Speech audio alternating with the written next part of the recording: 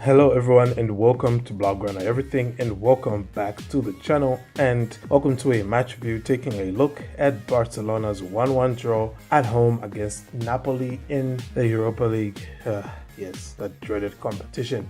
Anywho, the performance by Barcelona on the day I thought was good. I was running through this just pre-game. I was looking at the teams, looking at all the players involved, and I did not see a single Barcelona player who I could say had a bad game, though you could probably say the same for Napoli because they were good, especially defensively. But at the end of the day, it was one apiece, and with away goals no longer being a thing, this result doesn't really do anything.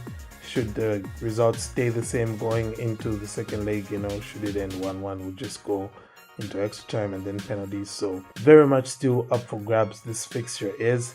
And yeah, let's just quickly go through. This is going to be a quick fire match review. Don't do this very often, but it's Thursday night and I really just want to get to bed because tomorrow is Friday. But yeah, having said that, thanks to everyone for hitting that subscribe button like I know you're doing right now. Got to that 1.7k sub mark, and that's thanks to each of you guys. We're on the road to 2k. In fact, we're on the road to 5k. Trying to hit 5k at least maybe this year, right? We can do that. Anywho, looking quickly at the way that the team's set up, we can see Barca doing the usual thing with the 4-3-3. There was quite a bit of rotation here from Xavi. The likes of Busquets not getting a start, Gavi not getting a start, Serginho Dest as well not getting a start here. I was surprised by that one, but Oscar Mingueza solid today. I wonder if he can do that regularly, kind of like he did last season. Anyway, I digress. Napoli set up in a 4-2-3-1, and the biggest change which I saw from their lineup is Mario Rui going on the bench and for Juan Jesus, and that was definitely just a change that was a tactical one. It wasn't forced on Spalletti because he just wanted somebody who could keep tabs on Adama Traore. Now, the performance by Barca, like I said, was good. All right. Yes, of course, Barcelona are always going to be open on the break, but I felt like for the most part, Gerard Piqué and Eric Garcia did a very good job of marshalling Victor Osimhen.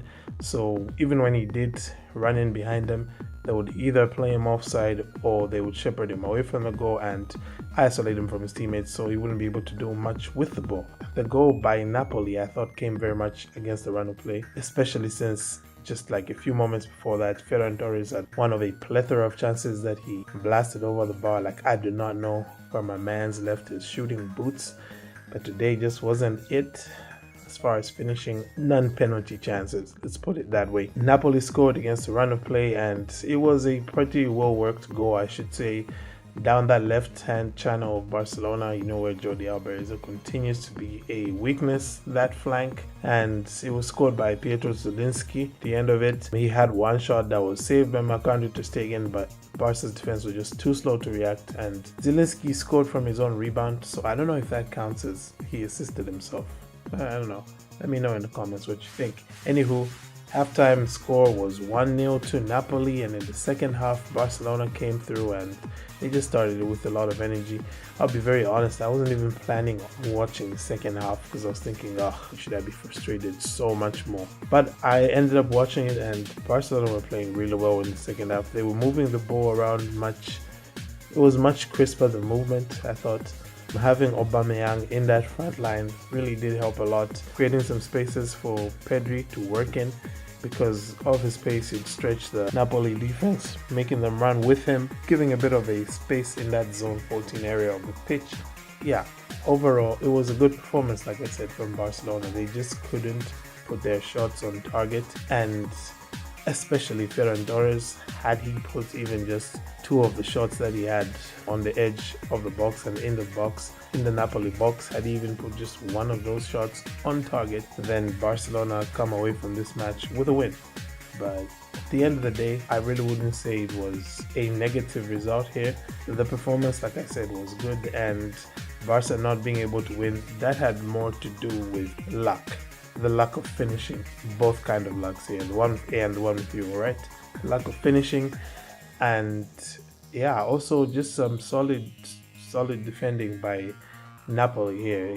Kalidou Koulibaly in particular was pretty good tonight. So yeah, all in all, that's that. I found it really hard to pick a man of the match for this game, mostly because it doesn't feel like a significant result here, even in this tie. But also, even on the night, there were just so many players who did so many things well. But you know what? Just as a show of respect for my man, Ferran Torres, because he did put in the work and he had everything but the hat trick today. Yeah, because he should have had a hat trick. But he ultimately scored the goal that brought Barca back into this. And oh yeah, shout out to Adama Traore as well for winning the penalty here. He's been very, very pivotal in making contributions for Barca in 3 appearances he's had. So we just hope he keeps up. But yeah, man of the match here, I'm giving it to Ferran Torres. And that's that from me, ladies and gentlemen. I will see you in the next video, which shall be a preview for the Valencia game. That's a big match, of course. Barcelona need to win that to be able to pull clear of Atletico Madrid, because you know what, Atletico Madrid actually lost to Levante yesterday. So that game in hand they lost that, and now if Barcelona can win their game in hand against Rayo, not going to be easy, then they can have a bit of a gap between themselves and Atleti of at least 3 points.